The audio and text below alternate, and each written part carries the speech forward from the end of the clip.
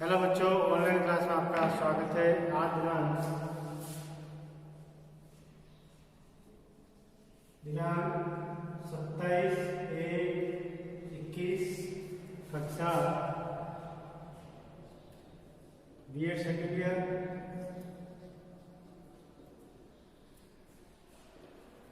विषय संस्कृत शिक्षण। संस्कृत शिक्षण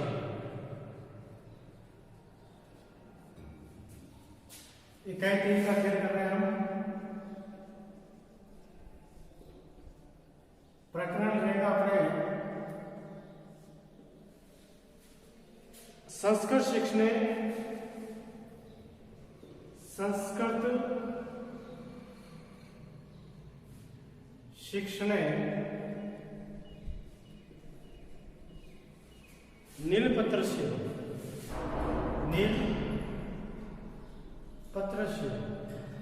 यानी संस्कृत शिक्षण में नीलपत्र कैसे बनाया जाता है, नीलपत्र को कैसे तैयार किया जाता है, उसके बारे में हम अध्ययन करेंगे कि नीलपत्र की आवश्यकता क्यों होती है और नीलपत्र क्यों बनाया जाता है। राष्ट्रीय शिक्षा नीति, अपने जो राष्ट्रीय शिक्षा नीति है, राष्ट्रीय शिक्षा नीति 1986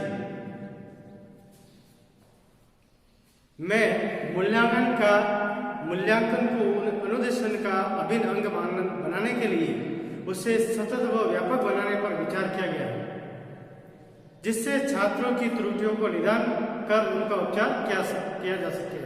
यानी निदानात्मक और उपचारात्मक, ये आपने शिक्षण विद्या पढ़ी होगी।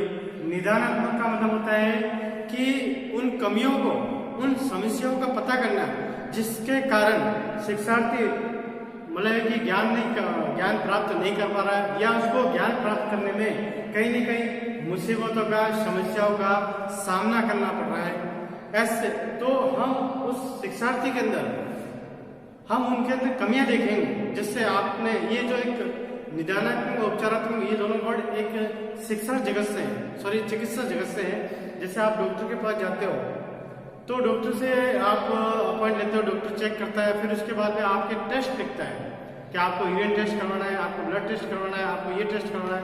उस टेस्ट का मतलब ये होता है कि आपका निदानात्मक, यानी वो कारणों का पता करता है कि किस कारण से वो आपके अंदर रोग हुआ है या बीमारी उत्पन्न हुई है।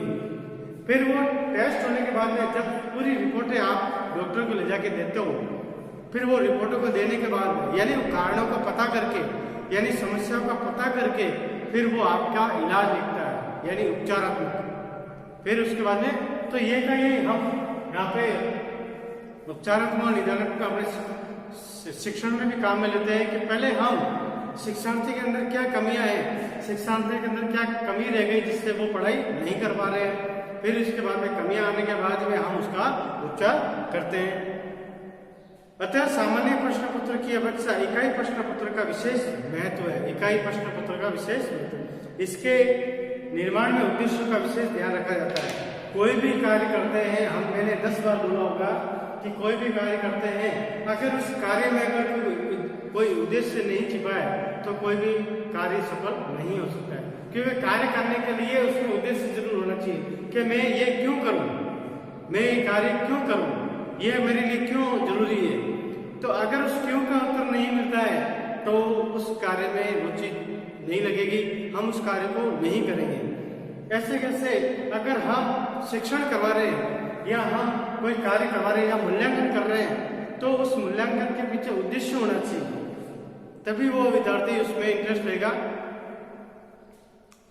इकाई का अर्थ विषय वस्तु की किसी एक प्रकरण से लिया जाता है। 2 या 2 से अधिक संबंधित प्रकरणों को प्रतिनिधित्व इकाई को माना जाता है। प्रश्न पत्र का उद्देश्य उपलब्धियों का मापन है। प्रश्न पत्र का मतलब क्या होता है कि उपलब्धियों का मापन है। उपलब्धियों का मापन। प्रश्न पत्र का मतलब प्रश्न पत्र का मतलब क्या? उपलब्धियों का मापन।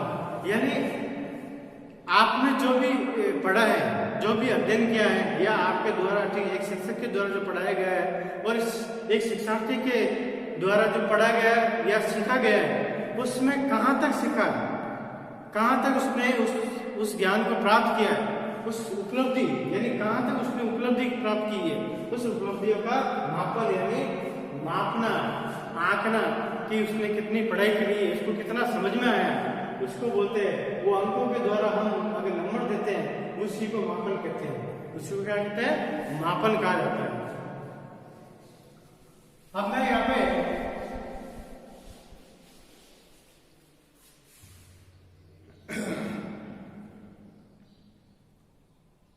जबकि इकाई परीक्षा छात्रों की उपलब्धि में सुधार हेतु बनाई जाती है। इकाई प्रश्न पत्र का नींव पत्र, देखो इकाई प्रश्न पत्र का नींव पत्र।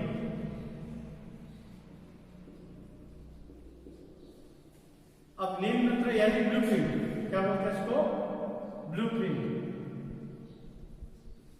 इंग्लिश में इसको बोलते हैं ब्लूप्रिंट और हिंदी में बोलते हैं इसको नील पत्र। अब प्रश्न पत्र की योजना, अब प्रश्न पत्र की योजना कैसे बनाते हैं, प्रश्न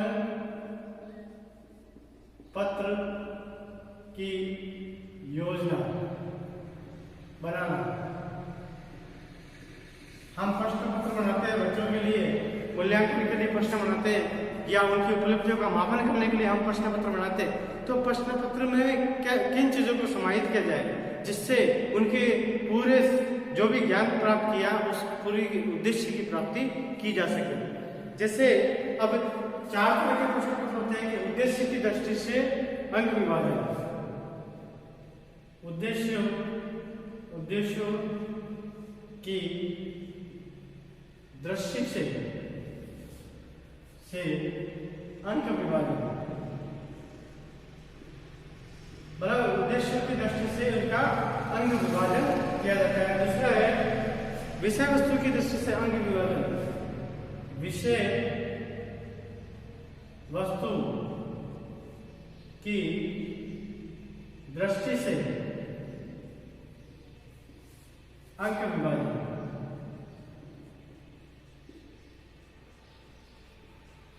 ठीक है। तीसरा है प्रश्नों के प्रकार की दृष्टि से, प्रश्नों के प्रकार की दृष्टि से, प्रकार की दृष्टि से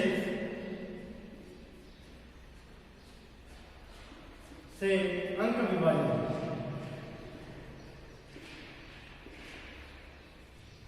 चौथा है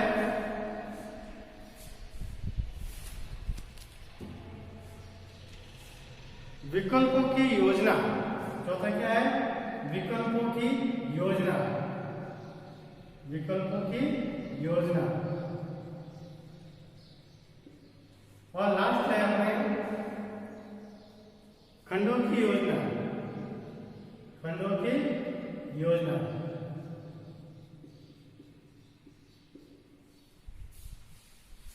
ठीक है। यानी पहले क्या हुआ, पहला है अपने कि उद्देश्यों की दृष्टि से अंक विभाजन, यानी कौन कौन से उद्देश्य है, ज्ञानात्मक है, अवबोधात्मक है, ज्ञानोपयोगी है, अभिवर्ती है, अभिरुचि है, या और भी कोई दूसरे उद्देश्य है। किन उद्देश्यों की प्राप्ति की जा रही है और उन उद्देश्यों के कितने अंक है उसका डिवाइडेशन करना है, उसका अंक विभाजन करना।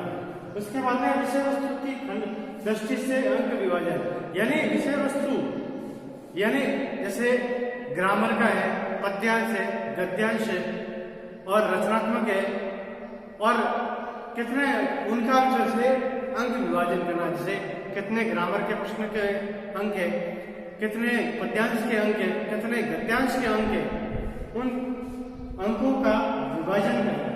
प्रश्नों के प्रकार की दृष्टि से अंक विभाजन। अब देखो प्रश्न के प्रकार के, प्रश्न 4 प्रकार के होते हैं, वस्तुनिष्ठ, अति लघुतरात्मक, लघुतरात्मक और निबंधात्मक। ये 4 तरह के प्रश्न होते हैं। तो कितने अपन को वस्तुनिष्ठ देने, कितने अतिलोकात्मक देने, कितने लघुतरात्मक देने और कितने निम्नात्मक प्रश्न देने, उसका अंक विभाजन करना।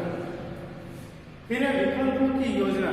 अब विकल्पों की योजना का मतलब होता है कि आप विकल्प कितने दे रहे हो, 2 दे रहे हो, 3 दे रहे हो, 4 दे रहे हो, जिसे उसको इंग्लिश में बोलते हैं ऑब्जेक्ट, यानी अ ब स द 4 दे रहे हो, कई बार 2 भी देते हैं। और खंडों की योजना, अब खंडों का मतलब होता है कि जैसे खंड अ, खंड ब, खंड स, खंड अ में वस्तुनिष्ठ प्रश्न होते हैं, खंड ब में अतिलोकात्मक और लघुतात्मक प्रश्न होते हैं, और खंड स में निम्नात्मक प्रश्न आते हैं। इसको मैं थोड़ा विस्तार से कल आराम से बताऊंगा, आज हम इतना ही करेंगे। तो कल नया अपने वीडियो या नया विषय वस्तु लेके प्रस्तुत होंगे, उसके लिए धन्यवाद।